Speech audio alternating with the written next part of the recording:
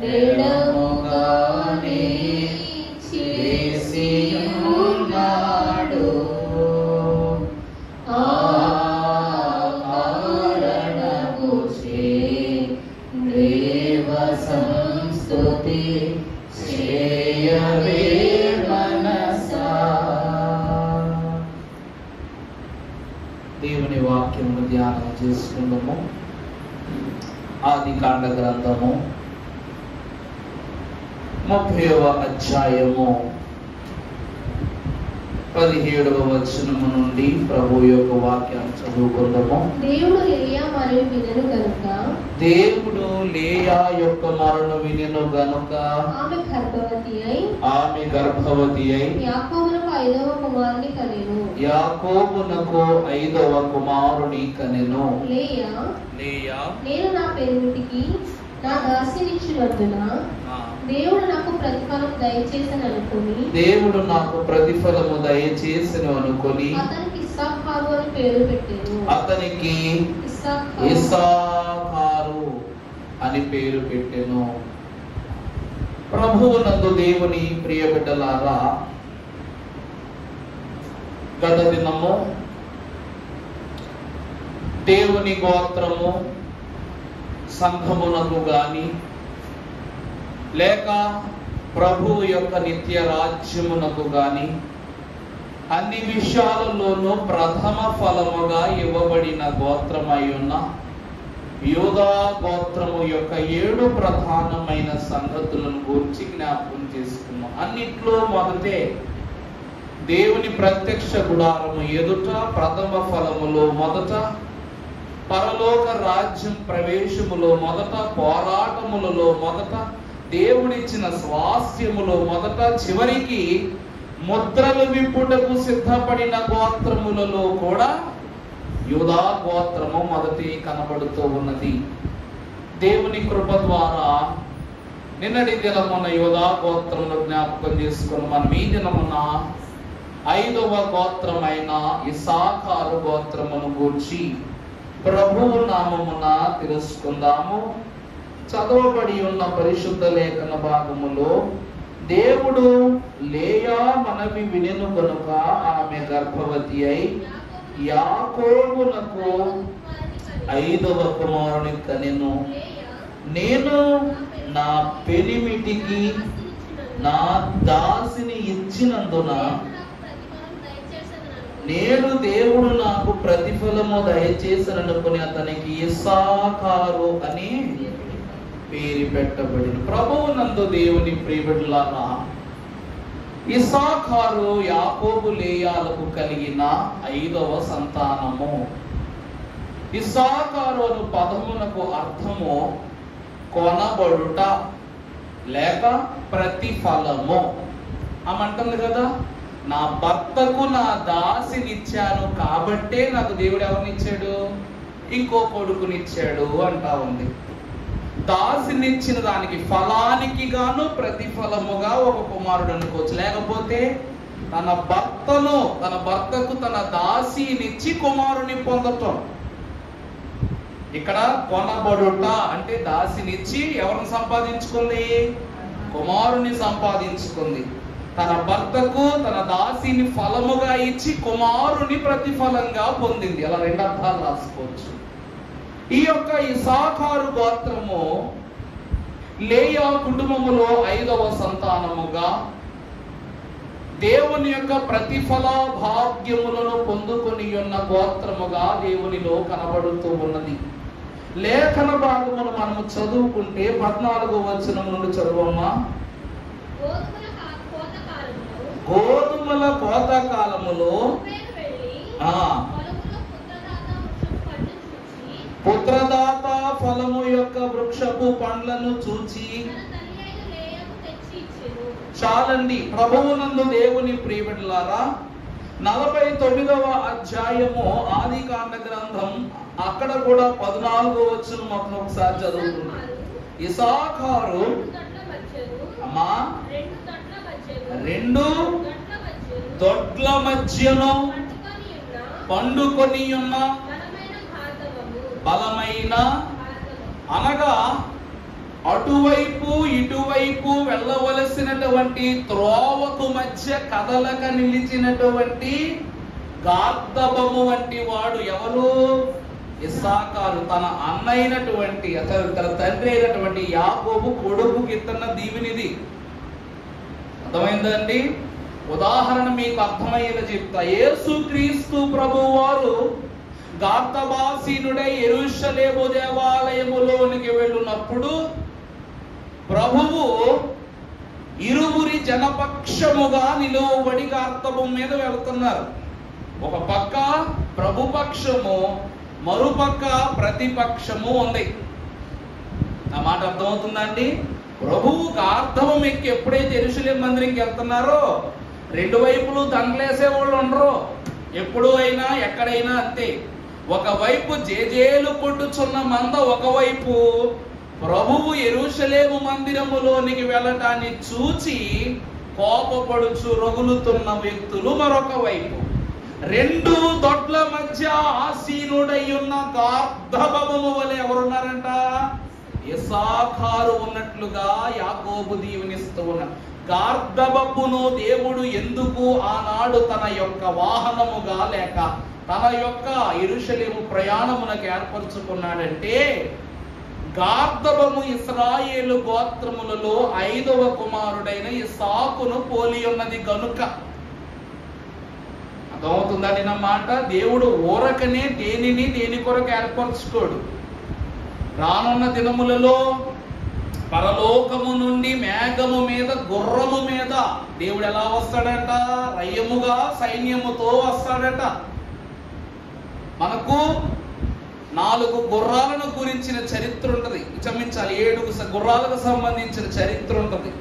అది కూడా వాక్యమే. పరలోక ప్రకటన గ్రంథములో ఈ యొక్క గుర్రాలకు సంబంధించిన చరిత్ర. ఒక గుర్రము మీద వచ్చువాడు ఖడ్గమును, ఒక గుర్రము మీద వచ్చువాడు త్రాసును, ఒక గుర్రము మీద వచ్చిన వాడు తన యొక్క బలగమును, ఒక గుర్రము మీద వచ్చిన వాడు నల్లటి దేహమును ధరించుకుని వచ్చుట మనం చూస్తాం. ప్రభువునందు దేవుని ప్రియమిట్లారు, ఇలాగున్న మన ప్రభువు కూడా ఈ లోకమున గార్దబాసీనుడై వెళ్ళిన ప్రభువు 2వ రాకడలో తన సైన్యముతో రాజుగా దిగి వస్తారు. అందుకే యేసు రాజుగా వచ్చుచున్నాడు, భూలోకమంతా తెలుసుకుంటాడని పాడుకుంటాం.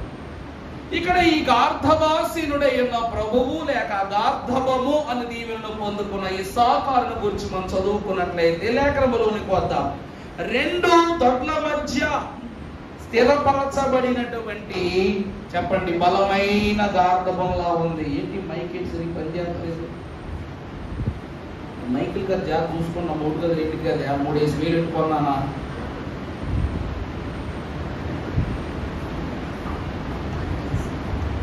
దేవుని యొక్క కృప ద్వారా 2 దొడ్ల మధ్య నిలిచి ఉన్న గార్దబం అనగా ప్రభుపక్షము, ప్రతిపక్షం. అంటే పరలోకానికి భూలోకానికి మధ్య ఉన్నటువంటి గార్దబం. ఇస్సాకారు ఎవరంటండి?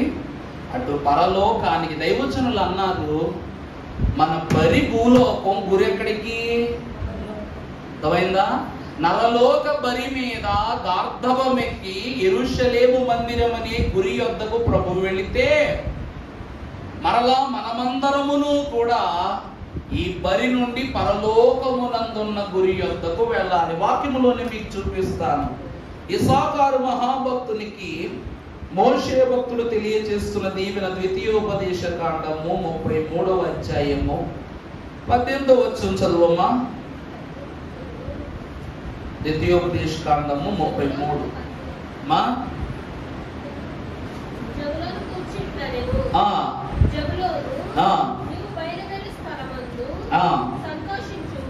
జెబులోను నువ్వు వెళ్ళబోయేటువంటి స్థలమునందు సంతోషించుము. ఇస్సాకారు నీ గుడారముల యందు నువ్వు సంతోషించుము. వారు నీ జనములను నీ కొండకు పిలుచుదురు. ప్రభునందు దేవుని ప్రియమిట్లారా, దేవుడు ఏర్పాటు చేసినటువంటి సైన్యములో లేక ఇశ్రాయేలీల యొక్క పోరాటములో యూదా ప్రజలైనటువంటి వారు ఏర్పరచుకున్న గొప్ప సైన్యములో ఇస్సాకారు వారు రథసారథులుగా కనబడుతున్నారు. ఇస్సాకారు వారు ఎలా కనబడుతున్నారండి? సారథుల్లా కనబడుతున్నారు. ఈ సారథులైనటువంటి వారిని గూర్చి మోషే పలుకుచున్న దీవెన ఏమిటంటే, జెబులోను గూర్చి ఇట్లా అన్నాడట, జెబులోను నీవు బయలు వెళ్ళు స్థలములో సంతోషించు. తర్వాత ఇస్సాకారు నీ గుడారముల యందు సంతోషించుము. వారు జనులను కొండకు పిలిచి. న్యాయాధిపతుల గ్రంథం 10వ అధ్యాయము ప్రారంభమును చదివితే, అబీమెలెకునకు తరువాత ఇస్సాకారు గోత్రీకుడైన దోదో మనుష్యుడును పువ్వా కుమారుడైన తోలా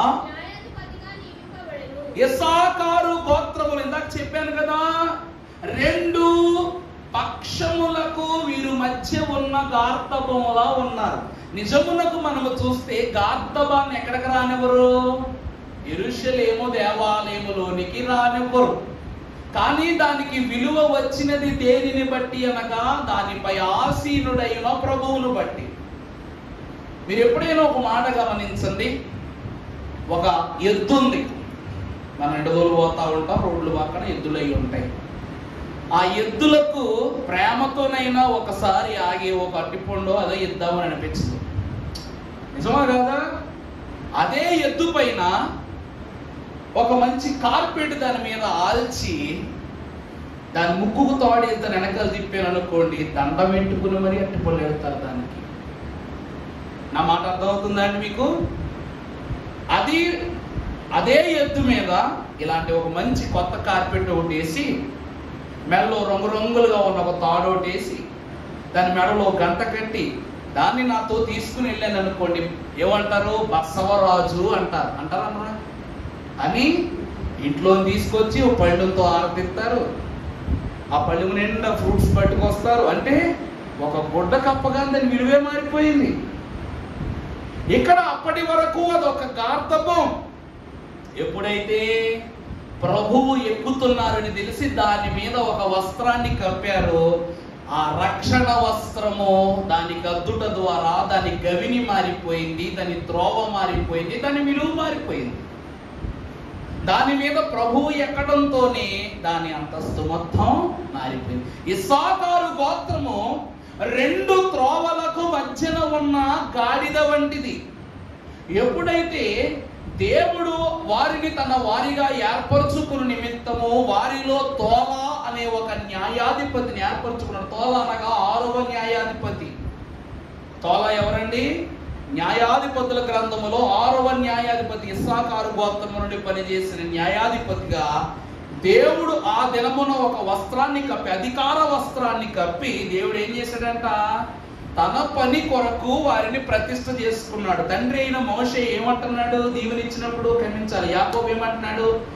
ఇస్సాకారు నీ గుడారములో సంతోషం ఉంటది, నువ్వు వారందరినీ కొండలలోనికి నువ్వేం చేస్తావు?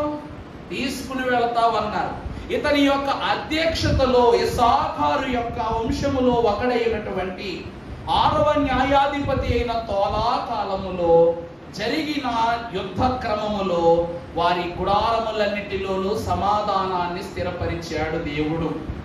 అంత మాత్రమే కాక వారు ఆ యుద్ధము జరుగుతున్నప్పుడు కొండల యొద్ద గుడారాలు వేసుకుని సుఖక్షేమములతో యుద్ధము చేశారట.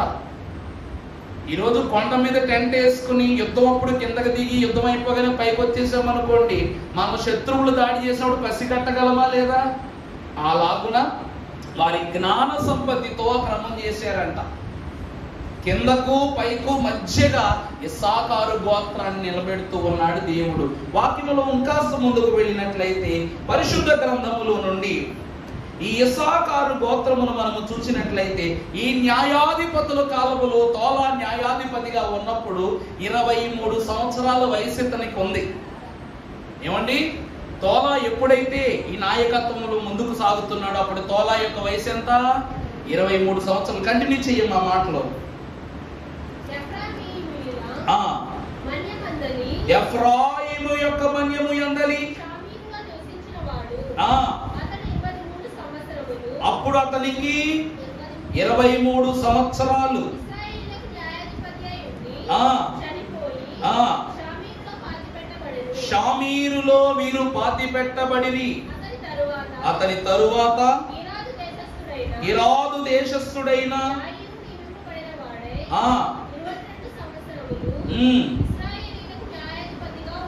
ప్రభువునందు దేవుని ప్రియబిడ్డలారా, ఈ ఇస్సాకారుకి 4 కొడుకులు ఉన్నారు. ఎంతమంది కొడుకులండి? 4. అందులో మొట్టమొదటి కుమారుడే తోల. అతడే న్యాయాధిపతులలో 6వ వ్యక్తి. ఆ తరువాత తనకు పుట్టిన 2వ కుమారుడి పేరు పొవ్వా. ఏం పేరండి? పొవ్వా. ఆ తరువాతి కుమారుడు యాబు. ఆ చివరి కుమారుడు షిమ్రోను. ఇలా 4 న్యాయాధి అనగా 4 కుమారులతోనూ తన వంశము మొత్తము శ్రేష్టముగా కొనసాగుతూ ఉంది. మనము సంఖ్యాకాండము 26వ అధ్యాయం 24వ వచనం చదువుకున్నట్లయితే అక్కడ ఇస్సాకారు వంశీకులైన వారి యొక్క సంఖ్యను దేవుని వాక్యం చూపిస్తూ ఉంది.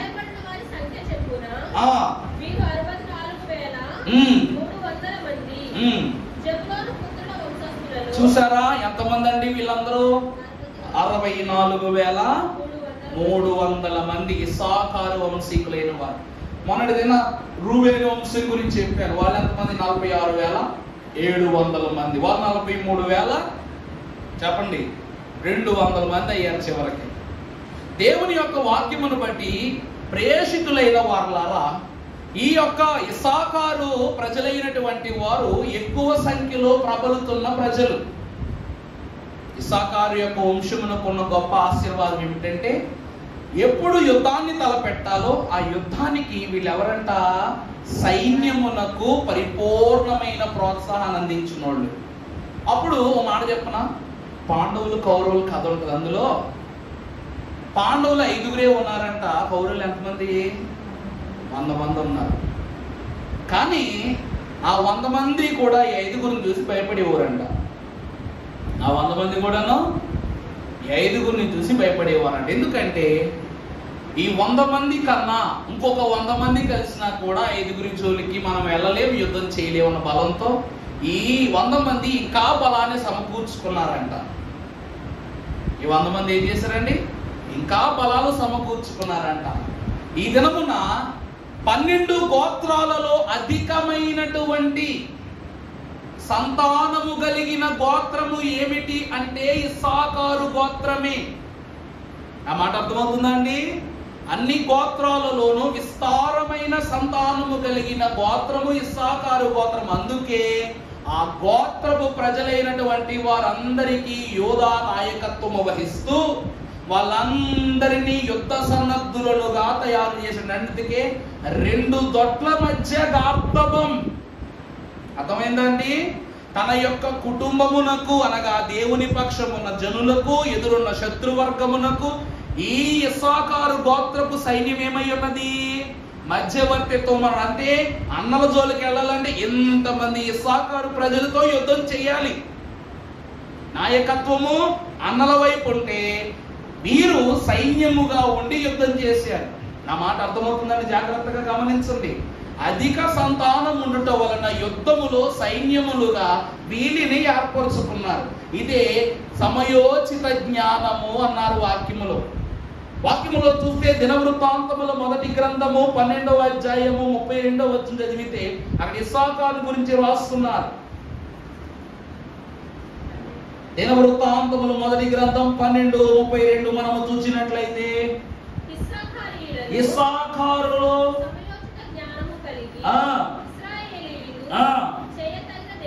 చేయదగినదేదో ఎరిగి ఉన్న అధిపతులు 200. వీరు గోత్రపు వారు అందరూ వీరి ఆజ్ఞలకు. అర్థమవుతుందా అండి? ఇప్పుడు నా మాట మీకు చెప్తా. మీరే అన్నారు కదా, ఇందా చెప్పాను కదా, 100 మంది కౌరవులు కలిసిన 5గురు పాండవులకు భయపడాల్సిందే. కారణం వాళ్ళకు విద్యలు తెలుసు, బలవంతులు, జ్ఞానవంతులు, శౌర్యవంతులు, జంకని వాళ్ళు. అంతే కదండి?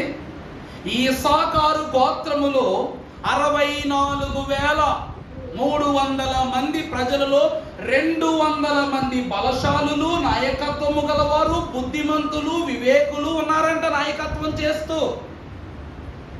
నేను ఏమని చదువుకున్నాం, మన ఎదుట ధైర్యవంతుడు ఉంటే ఆటోమేటిక్ వెనకాల ఉన్న వాళ్ళకి ధైర్యం వచ్చేస్తుంది. అలాంటి వాళ్ళు ఇస్సాకారు గోత్రంలో 200 మంది ఉన్నారు. అందుకే న్యాయాధిపతుల యొక్క అంతస్తులో నాయకత్వ భాగ్యములో 6వ కుమారునిగా 6వ న్యాయాధిపతిగా ఇస్సాకారు ప్రథమ కుమారుడైన తోలాను పెట్టాడు దేవుడు. అర్థమైందా అండి? 200 మంది తెలివైన వాళ్ళు, బలమైన వాళ్ళు, చురుకైన వాళ్ళు, యుద్ధశూరులు ఉన్నారంటే వారు ఇంకెంత ప్రోత్సాహం చేస్తారు. 5గురిని చూసే 100 మంది భయపడితే మరి 200 మందిని చూసి ఇంకెంతమంది భయపడాలి?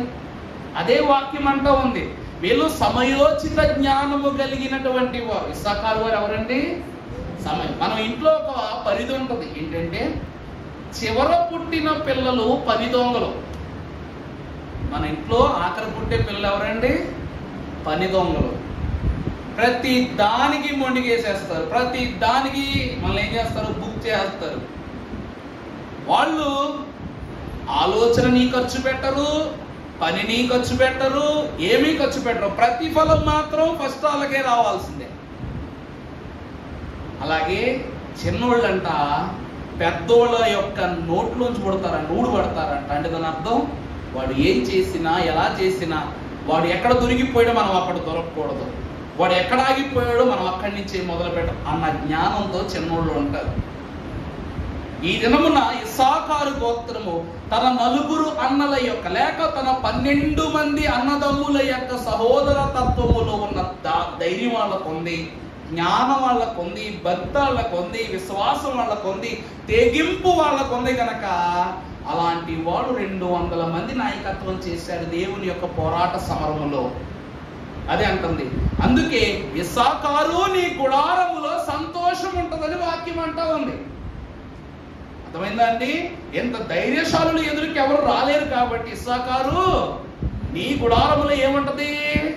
సంతోషం ఉంటది అంటున్నాడు మోషే. అలాగుననే 2 దొడ్ల మధ్యలో గార్ధబం.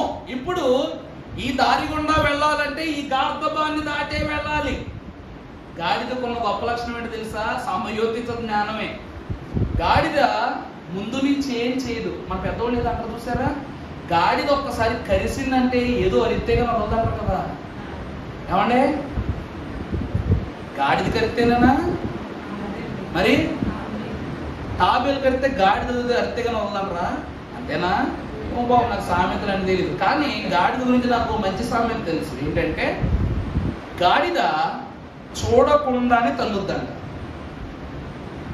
గాడిదండి కళ్ళు వెనక తిప్పకుండా, తల వెనక తిప్పకుండా, వెనకనున్నవాడిని గురి చూసి తన్నుద్దంట. కరెక్ట్గా తన్నుద్దంట. మిస్ అవ్వదు మళ్ళీ గాడిద తన్నితే. కానీ అది తన్నినప్పుడు ఎముకలు ఇరిగిపోతాయి. అందుకే ఎప్పుడు గాడిద వెనకాలకి వెళ్ళి నిలబడద్దండో. గాడిద వెనకాలకి ఇప్పుడు ఎక్కడ గాడిదలే కానీ గాడిద గురి చూసి, దాన్ని ఎప్పుడూ కూడా ఏం చేయకూడదు, దాన్ని వెనకబడి వెళ్ళి నిలబడకూడదు. ఒకటే తన్నుద్ది. మనిషి యొక్క ఎముక భాగం విరిగిపోదు. అక్కడ కూడా ఎక్కడ తన్నుద్ది తెలుసా? వీపుకి మన యొక్క పాదాలు కనగా ఈ పిక్కలకు మధ్య వెన్నుంటది కింద, అక్కడ తన్నుద్ది. అంటే ఎప్పుడు ఎక్కడ ఎలా తన్నాలో ఈ గాడిదకి బాగా తెలుసు. అలాగే గాడిదలు బలమైనవి కూడా. గాడిదలు ఏంటండి? చాలా బలమైన, బరువు మోపే కొద్ది మీద వేయించుకుంటాయి తప్ప విదిలించుకో. అలాంటి బలమైన గోత్రము, జ్ఞానము కలిగిన గోత్రము, గురి తప్పని గోత్రమైన ఇస్సాకారు 2 దొడ్లు అనగా 2 పక్షాల మధ్యలో ఏం చేస్తుంది? అడ్డంగా ఉంది. ఈ అన్నదమ్ములందరి జోలికి వెళ్ళాలంటే ఇస్సాకారునే దాటుకుని వెళ్ళాలి. అర్థమవుతుంది? ఇప్పుడు అర్థమైందా మీకు? ఇదే దేవుని వాక్యం అంటుంది. దేవుడి వాక్యం చూసినట్లయితే ద్వితీయోపదేశకాండం 33:18 చదువమ్మా. మీ గుడారములో సంతోషము నిలుచును, వారు జనములను కొండకు అనగా జయము పొంది తన అన్నలైన వారిని, తన బిడ్డలైన వారిని ఎక్కడికి పిలుస్తున్నారంట? కొండ మీదకు పిలుస్తున్నారు. అసలు వారి గుడారం అంటే ఏమిటి అనగా, కీర్తనల గ్రంథము 31వ అధ్యాయం 20వ వచనం చదువుకున్నట్లయితే, మనుష్యులు కపటోపాయములు వారిని అంటకుండా నీ సన్నిధి చాటున. అర్థమైందా అండి? గుడారం అంటే ఏమిటంట? మనుష్యుల యొక్క కపటోపాయములకు చిక్కకుండగా, వ్యాధి యొక్క బాధన పడకుండగా, నీ జనులైనటువంటి వారిని నీ సన్నిధి చాటును నువ్వేం చేస్తున్నావు? వారిని దాచుచున్నావు. తర్వాత వాక్యలహము మాన్పి, వాక్కలహము మాన్పి వారిని గుడారములో దాచుచున్నావు. ప్రభునందు దేవుని ప్రియబిడ్డలారా, గుడారము అనగా దేవుడు దాచే చోటు. గుడారం అంటే ఏంటండి? దేవుడు దాచే చోటు. దేవుని ప్రియబిడ్డలారా, ఈ ఇస్సాకారు వారు గుడారముతో సమానముగా పోల్చబడుతున్నారు. వీరు తన కుటుంబీకులైన 12 గోత్రముల వారిని కూడా వారిని ఏం చేస్తున్నారు? దేవుడు వారిలో జాగ్రత్తగా దాచిపెడుతున్నాడు. వారి గుడారములో ఏముండదు? వాక్కలహం ఉండదు. అంటే మాటల విభేదాలు ఉండవు. వాక్కలహం అంటే మనం మాట్లాడే దాన్ని బట్టి గొడవలు రావు. ఈరోజు ఒకప్పుడు మన ఇళ్ళని ఎట్లుండేవి? అందరూ ఒక ఇంట్లోనే ఉండేవాళ్ళు. ఇప్పుడు మనుషులు తగ్గిపోయారు, ఇల్లు పెరిగిపోయినాయి. అప్పుడు మనుషులు తక్కువగా ఉండేవారు, ఎక్కువగా ఉన్నా సరే ఒక ఇంట్లో చాలా మనశ్శాంతిగా నిద్రపట్టేది. కానీ ఈరోజు ఎవరికి వాళ్ళకు ఒక్కొక్క బెడ్రూమ్ ఉన్నా కూడా బొబ్బోలేకపోతున్నాం. ఏసీ వేసుకున్నా నిద్ర పట్టని దుస్థితి. ఎందుకు అంటే మనస్సులో ఇరుకు చేరటాన్ని బట్టి గదులు ఎంత విశాలంగా ఉన్నా కూడా మనకు నిద్ర పట్టడం లేదు. అలాంటి ఇస్సాకారు యొక్క గుడారం ఎట్లాంటిదంటే, ఈ 12 గోత్రాలు వారి యొక్క గుడారములో నివాసము చేసిన వారికి ఏమి రాదు? కలహాలు, గొడవలు, శ్రమలు రావు. ఇది మొదటి దీవెన మోషే ఇస్తున్నాడు. నీ గుడారములో సంతోషం ఉంటుంది అంటున్నాడు కదా, అది మొదటి దీవెన. రెండవది చూసినట్లయితే యెషయా గ్రంథము 2వ అధ్యాయము 3వ వచనం చదువుకుందాం. చదువమ్మా. ఆ కాలమున ధర్మశాస్త్రము యెరూషలేములో నుండి యెహోవా వాక్కు బయలువెళ్ళును. జనములు యాకోబు దేవుని మందిరమునకు, యెహోవా పర్వతమునకు మనము వెళ్ళుదము రండి.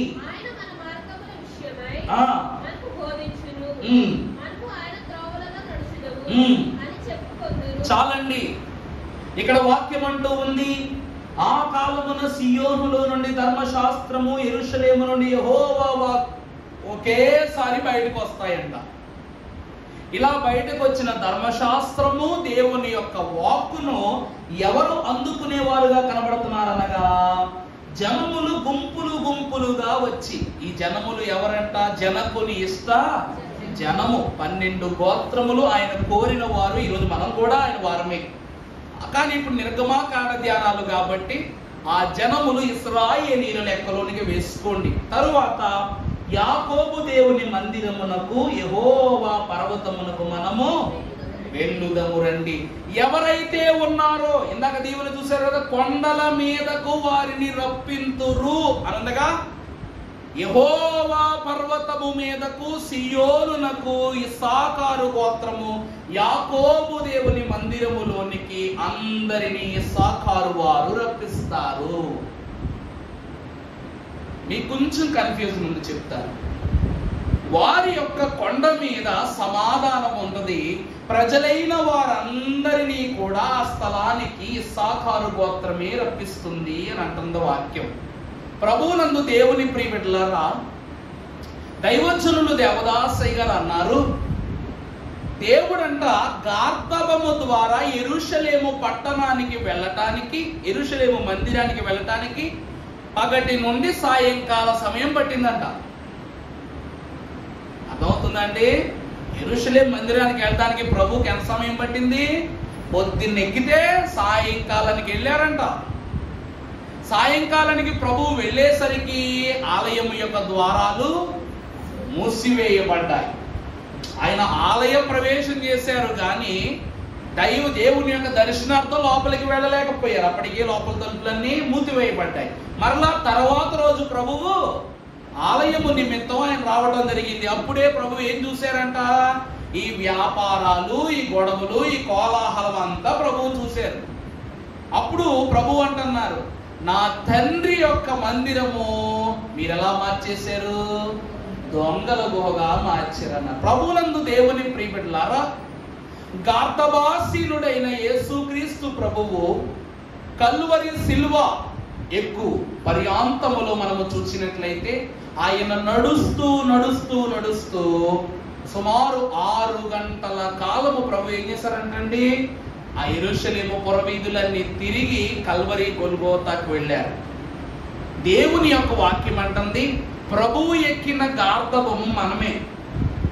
ప్రభువు ఏ గార్ధబాన్ని ఎక్కారో అది మనమే. ప్రభు ఏమంటారు? ఈ గార్ధబము ప్రభువుకు కావలసి ఉన్నది, అందుకే దీన్ని ప్రభువుకి ఇవ్వండి అన్నారు. ప్రభువుకు గార్ధబం కావాలి అంటే ఆ గార్ధబములో ఎవరున్నట్లు?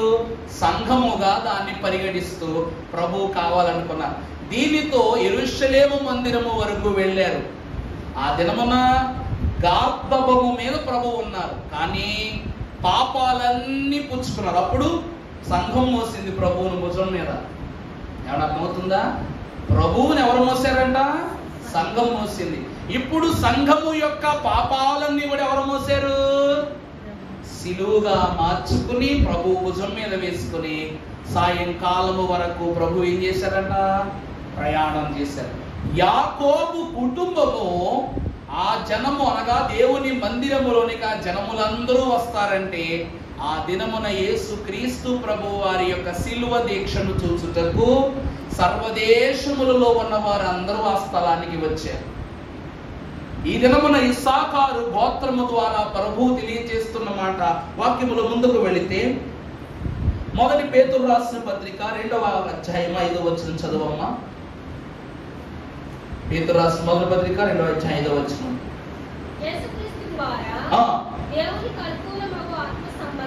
దేవునికి అనుకూలమైన ఆత్మ సంబంధమైన బలులను అర్పించుటకు పరిశుద్ధ యాజకులుగా ఉండునట్లు మీరును సజీవమై ఉన్న రాళ్ల వలె ఉండి. చాలండి. ఏమండి? ఇస్సాకారు గోత్రమును గురించి ప్రభువు సెలవిస్తున్న మాట ఏమిటంటే, ప్రభువు ఆలయము కొండపైన ఉందంట. సియోనులో నుండి ధర్మశాస్త్రము అలాగునే దేవుని వాక్కు ఒకేసారి బయలు వెళ్ళుట మన వాక్యంలో చూసాం. అలా కట్టబడిన మందిరము అనగా ఆ కొండపైన కట్టబడిన మందిరము యాకోబు జనము ఇస్సాకారు గోత్రం. ప్రభు ఏమన్నారు? నీ దేహము నా ఆలయం అన్నారు. ఈ దేహం ఏంటండి? నా ఆలయం. ఇందాక గుడారముగా ఉండి 12 గోత్రాలను వారిలో భద్రపరుచుకున్నారు. కానీ ఆ తరువాత స్వాస్యం ఏమిటి అంటే, జయము పొందిన తరువాత వారే దేవుని మందిరముగా ఉండి దేవుని యొక్క ఆశీర్వాద భాగ్యములను వారి ద్వారా బయలు వెల్లడి చేస్తూ ఉన్నారు.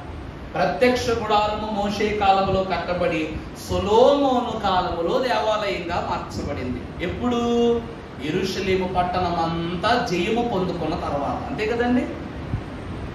ప్రత్యక్ష గుడారముగా ఎన్నో చోట్ల దేవుని బలాన్ని స్థిరపరిచిన దేవుడు సొలొమోను కాలములో ఆలయముగా ప్రతిష్ఠ జరిగించి ఆకాశము నుండి దేవుని మహిమ ఆలయ ఆవరణములోనికి దిగొచ్చింది. అలాగనే గుడారములో 12 గోత్రములకును సాక్షి సమూహముగా భద్రపరిచి వారెవరికి మాట విభేదాలు లేకుండా భద్రపరిచి తర్వాత యాకోబు మందిరముగా, అర్థమైందండి? యాకోబు మందిరముగా వారు స్థిరపడి అన్ని జనముల వారికి దేవుని యొక్క అంతస్తును వారిచ్చారు. మార్పు చెందుట, అంతస్తును పరిపూర్ణముగా సంపాదించుట. అదే పేతురు అంటున్నాడు.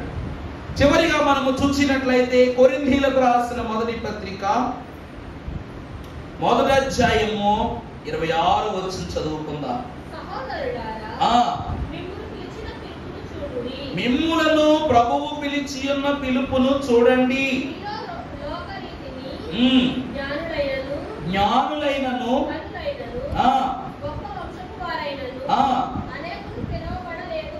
గాని ఏ శరీరియు దేవుని ఎదుట లోకములో నుండి వెర్రువారిని దేవుడు. చాలండి. గాడిద మనకు చూడటానికి ఎలా కనబడుద్ది చెప్పండి? ఏమన్నా ఇంటికి తీసుకొచ్చి గాడిదని పెంచుకుంటారా మీరు? మరి అలా చూస్తారైనా వాళ్ళ అదే గుర్రాన్ని తీసుకొచ్చి పెంచుకుంటారా? పెంచుకోరా? పెంచుకుంటాం. గుర్రం మీద స్వారీ చేస్తారు కానీ గాడిద మీద ఎవరు స్వారీ చేస్తాడు? ఆ మాట అర్థమవుతుందా? దేవుడు ఎవరిని ఏర్పాటు చేసుకుంటాడంటే వెర్రోడిని ఏర్పాటు చేసుకుంటాడు. గాడిదకున్నంత బద్ధకం దేనికి ఉండదు. గాడిదకున్నంత అజ్ఞాన స్థితి దేనికి ఉండదు. గాడికున్నంత మెల్లటి నడక దేనికి ఉండదు. ప్రభువు సాయంకాలం అయిపోయింది యెరూషలేము మందిరానికి వెళ్ళేసరికి. అంటే అది ఎంత వయ్యారంగా నడిచిందో చూడండి. మరి అడుగులు అడిగేసుకుంటూ తొందరపాటు ఉండదు. అమ్మో నన్ను తొందరగా, నాకు ఈ బరువు ఎక్కువైపోతుంది, తొందరగా వెళ్ళి ఆ యెరూషలేము మందిరంలో ప్రభువుని దింపేసి వెనక్కి వచ్చేయాలి అంత కంగారు పాటు ఉండదు. తొందరపాటు గుణం ఉండదు. మరణాత మనస మరణాత స్మరణ మరువబోకు మదిలో అనేటువంటి కీర్తనలో తొత్తరపడకు అనేటువంటి ఒక చరణం ఉంటది కదమ్మా. ఆ తత్తరపడకు చూడమ్మ ఒకసారి పాటది.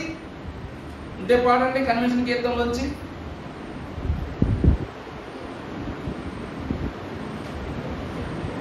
ఎన్నో పాట?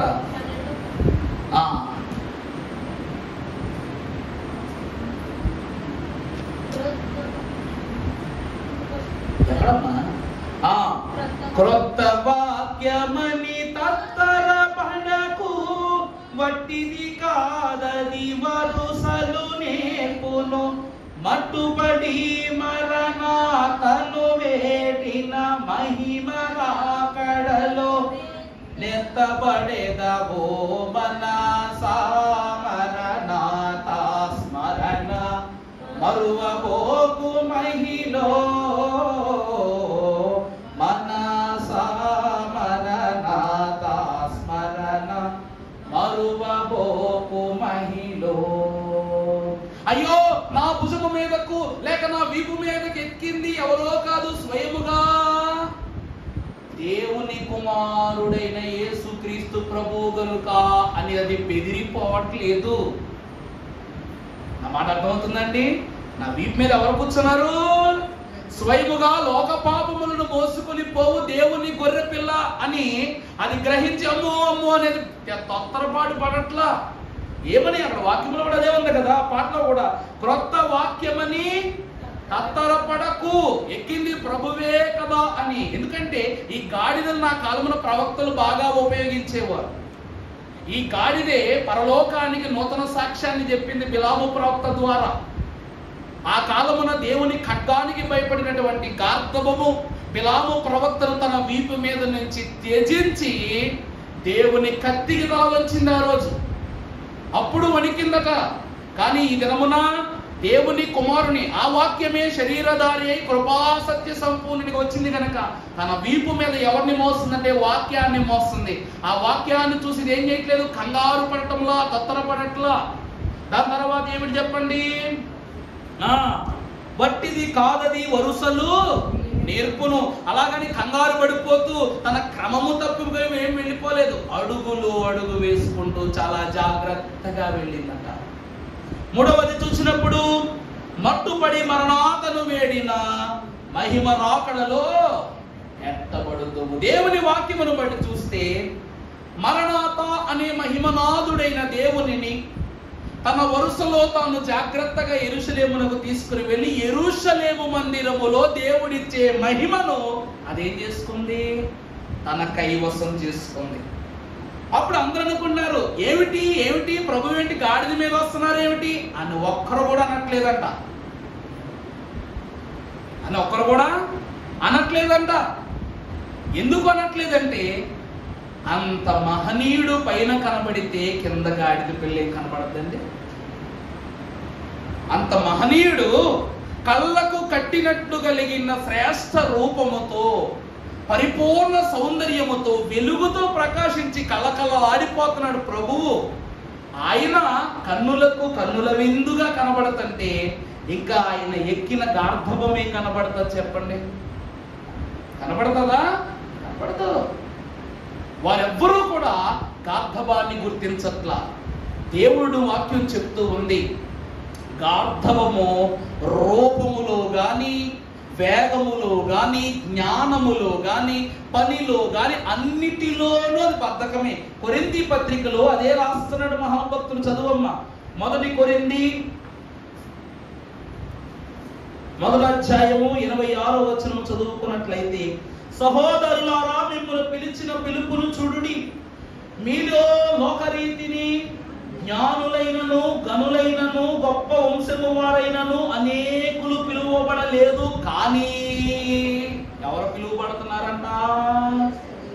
ఏ శరీరియు దేవుని ఎదుట అతిశయపడకుండునట్లు జ్ఞానులు సిగ్గుపరచుటకు లోకములో నుండి వెర్రి వారిని దేవుడు. గాడిద వెర్రితనము కలిగింది. రాజు దేని మీద రావాలి? గుర్రం మీద రావాలి. కానీ దేని మీద వస్తున్నాడంట? అక్కడ ఉన్న వాళ్ళందరూ కూడా అనుకుంటున్నారు, ప్రభువేంటి?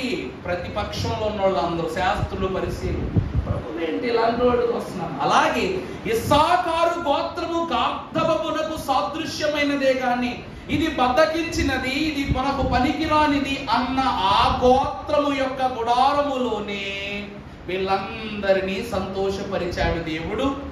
ఆ గోత్రమును బట్టే సియోనులో ఉన్న దేవుని ధర్మశాస్త్రము యాకోబు జనమునకు పేరు పేరున అందించాడు ప్రభువు.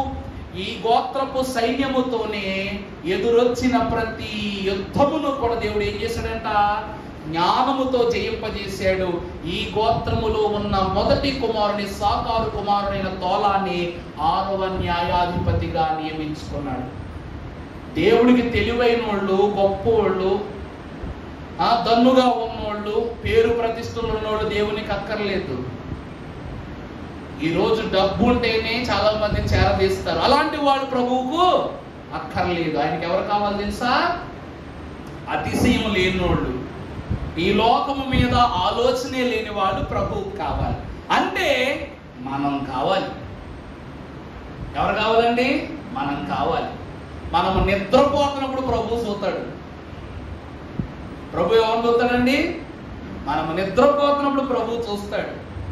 మనం ఏదో విషయం గురించి ఆలోచిస్తున్నప్పుడు ప్రభు చూస్తాడు. అలాంటి వారిని ప్రభు ఏరుకుంటాడంట. మీకు వెనకటికి గుడ్డెద్దు చేలో పడిన గుర్రం కథ తెలుసా మీకు? తెలుసా మీకు? ఒక రాజ్యంలోనంట తెంగరి మల్లన్న అనే ఒక రైతు ఉండేవాడంట. ఏం పేరంటే అతని పేరు? తెంగరి మల్లన్న. ఈ రైతంట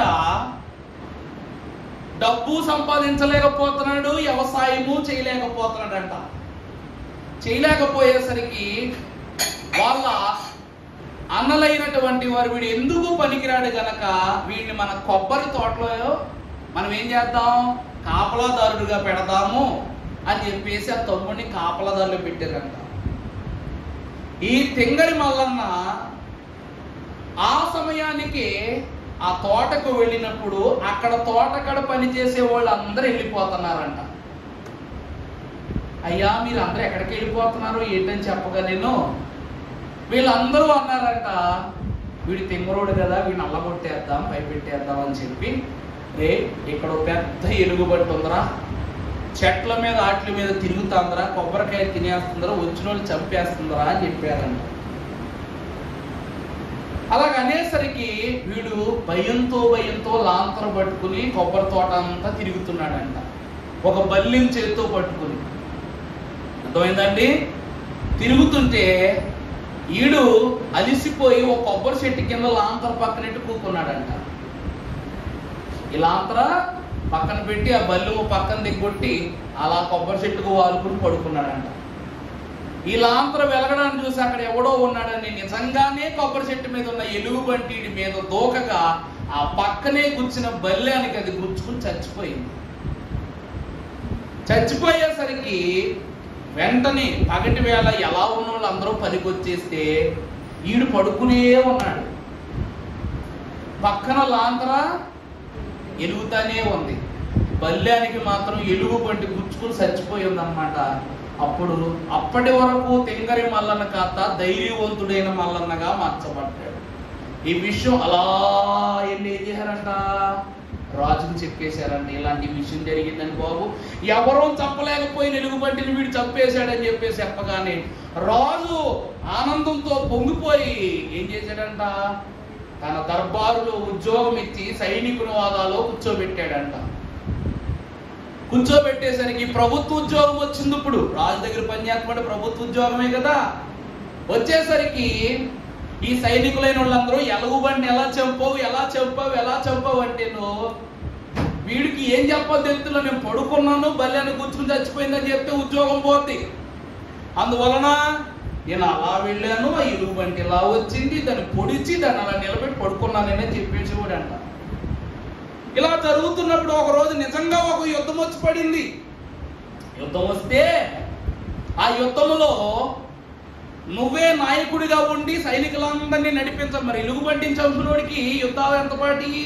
రాజు ఈ మాట చెప్పగానే గుండెలో రైళ్లు పరిగెట్టేసి ఎరకపోయి వచ్చి నేను ఇరుక్కుపోయాను అనుకున్నాడు. అప్పుడు అందరికీ మంచి మంచి మంచి మంచి గుర్రాలు, వేగంగా వెళ్ళే గుర్రాలని ఏర్పాటు చేసుకుని సైన్యాధిపతి అయినటువంటి ఇతనికి నువ్వు ఏ గుర్రం కావాలో నువ్వు తీసుకో అంటేను వాడు బక్క సిక్కిపోయి ముసలదానిలో ఉన్న ఒక గుర్రాన్ని తెచ్చుకున్నాడు అన్నమాట.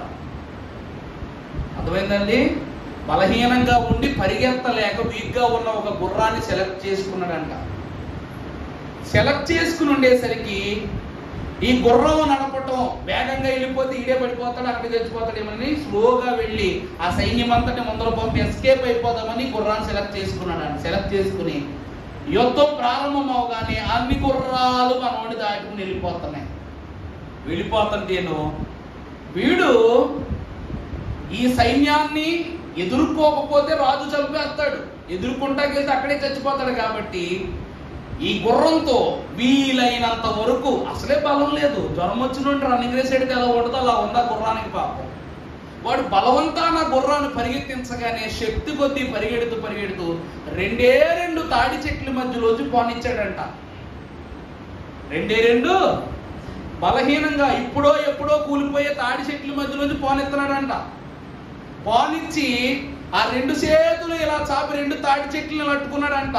ఆ తాడి చెట్లు ఏమో పెకిలించుకుని వచ్చేసి అంటాడు సంకలోకి. అర్థమైందండి? ఆ 2 తాడి చెట్లు కూడాను డొల్ల కింద ఉన్నాయి. ఇప్పుడప్పుడు అయ్యా పడిపోతే ఈడే పీకేశాడు అనమాట. గడేమని పట్టుకోగానే 2 సంకలోకి వచ్చేసింది. సైన్యమందరూ కత్తులు బల్లాలు వేసుకుని వెళ్తుంటే 2 తాడి చెట్లు వేసుకుని వచ్చేస్తాడు చేరాల మీదకి. అంతే సైన్యము వాళ్ళందరూ ఈ వింత చూసి బాబోయ్ మేము వీడెవడో కానీ మహానుభావులాగా ఉన్నాడు, వీడేంటో వీడి బలం ఏంటో అనుకున్నారు. అంతే సైన్యం అంతా వెనక పారిపోయారంట. రాజు ప్రశంసతో గొప్ప ఇల్లు దానం ఇచ్చాడు. దేవుని ప్రియబిడ్డలారా, బలహీనమైనదే, అజ్ఞానమైనదే, లేనిదే అని మనం ఎప్పుడూ తక్కువ చేసుకోకూడదు. విశ్వాసులు ఎప్పుడూ తక్కువ చేసుకోకూడదు. కొన్నిసార్లు మనము తెలియక చేసే పనుల ద్వారానే మనకు విలువలు వస్తూ ఉంటాయి. నా మాట అర్థమవుతుందా అండి? మనం అనుకున్నవన్నీ జరిగిపోతే ఈ ప్రపంచంలో మనకు మించిన మేధస్సు ఉండదు. కానీ దేవుడు మేధావుల కన్నా కూడా ముదాములనే తీసుకుంటాడు. జ్ఞానం లేని వాళ్ళని అజ్ఞానవంతం తీసుకుంటాడు. దేవుని వాక్యము యొద్దకు వచ్చిన వాళ్ళారా, మనం ఈ లోకములో ఏమీ తెలుసుకొని వాళ్ళగా ఉండటమే మంచిది. ఎందుకంటే లోకాన్ని ఎంత తెలుసుకుంటాం అంతే చెడిపోతాం మనం. నిజమా కాదండి? లోకాన్ని ఎంత తెలుసుకుంటే అంతా చెడిపోవాల్సిందే. నువ్వు తెలివైన వాడిని అవుతున్నావు అనుకుంటావు, కానీ నువ్వు చెడిపోయిన వాడివి అయిపోతున్నావు. ఏమీ తెలియని వాడిగా ఒక ఎలుగుబంటికి చంపగలిగాడు, ఏమీ తెలియని వాడిగా ఒక సైన్యాన్ని గద్దించాడు. అలాగే మనము కూడా ఎప్పుడు దేవుని జ్ఞానం మన పైన పనిచేస్తుందో ఆ దినమునే, ఆ సమయమునే మన చేతులు ఎంత బలహీనంగా ఉన్నా కూడా బలమైన కార్యాలు చేసేస్తాం. పేతురు ముట్టుకోకుండా స్వస్థత ఇచ్చాడు. అది ఏ పేతురు మహాభక్తుడు చేపలు పట్టుకునేవాడుగా ఉండి, బలహీనుడుగా ఉండి, వేదనలు పడి, శోధనలు పడి, అన్ని రీతులుగాను ప్రభు విషయములో బలహీనుడిగా ఉన్నాడు. ఆ పేతురే బలహీనుడిగా ఉన్న రాయి మురికి రాయిగా, గరుకు రాయిగా, పిరికి రాయిగా, చివరికి మెరుపు రాయిగా మారిపోయాడు. అర్థమైందా అండి? అలాగే దేవుడు కూడా ఇస్సాకారు గోత్రాన్ని గాడిదతో తన తండ్రి పోల్చాడు. కానీ దేవుడు మాత్రము దేవుడు ధ్వజమెత్తి నడిచిన గార్ధభాసీనుడిగా వాడుకున్నాడు. యుద్ధ సన్నద్ధములు వారిని పరిశుద్ధపరిచాడు. అందుకే ఇస్సాకారు గోత్రము ప్రతిఫలము, ఇశ్రాయేలు వంశములకు ప్రతిఫలము అనగా కొన్ని విషయాలు ఫ్రీగా వస్తాయి, కొన్ని పెట్టుబడి పెడితే గాని రావు. అలా వచ్చిన గోత్రమే ఇస్సాకారు గోత్రం. అనగా వీళ్ళు చేసిన ఎన్నో యుద్ధాల ద్వారా వచ్చిన జయం అనే ప్రతిఫలాన్ని ఇచ్చింది ఇస్సాకారు గోత్రం. అలాగే మనకు కూడా జ్ఞానహీనునిగా ఉన్న ఈ లోకములో జ్ఞానము కలిగిన కార్యములకు మించిన దైవ కార్యములు మన ద్వారా జరిగించి, లోకము వాడుకునే వారిగా కాదు, దేవుని చేత వాడబడే పాత్రగా ప్రభు మనల్ని ఆశీర్వదించునుగాక. ఆమేన్. జయశీలుడా, పరిశుద్ధుడా, స్తోత్రములు. నీ ఆంతర్యము, నీ